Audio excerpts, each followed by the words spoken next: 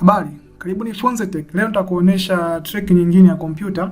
Of course kuna muda labda unakuwa labda umechoka kuweza kutype katika Microsoft Word.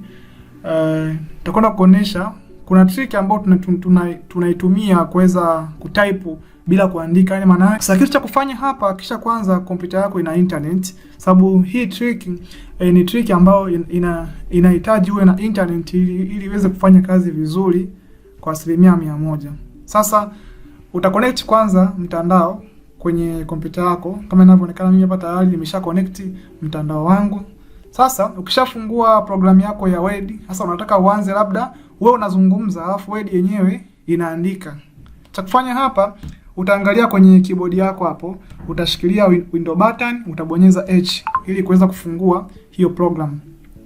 Sasa kama jinsi inavyoonekana hapa, maana yake yenyewe ukiwa unazungumza yenyewe inaandika kama jinsi ambavyo unaiona hapa. Yenyewe itakuwa inaandika. Mfano, tuseme labda the computer, this is an electronic device that receive data input and processed into an output.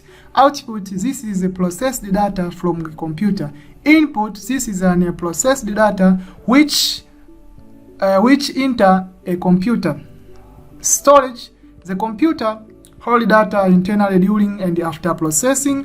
Processing, this is a conversion of input data into the output data. Kwa hiyo umeona ni kwa namna gani wewe unakuwa unazungumza tu yenyewe inaandika. Hii ni njia ambayo tunaitumia kuweza kuzungumza na kompyuta, ingawaje inafanya kazi vizuri ukiwa unazungumza lugha ya Kiingereza. Kwa yenyewe itakuwa tu inaandika kile ambacho wewe utakuwa unakizungumza. Ni cha msingi hapa tu hakikisha kwamba zile pronunciation, matamshi yanakuwa ni matamshi ambayo ni sahihi ili kompyuta iweze kuelewa na iweze kutype vizuri. Sasa kwa tech kama hizi usahau kulike, kushare na watu wengine ili waweze kujifunza matumizi sahihi ya kompyuta.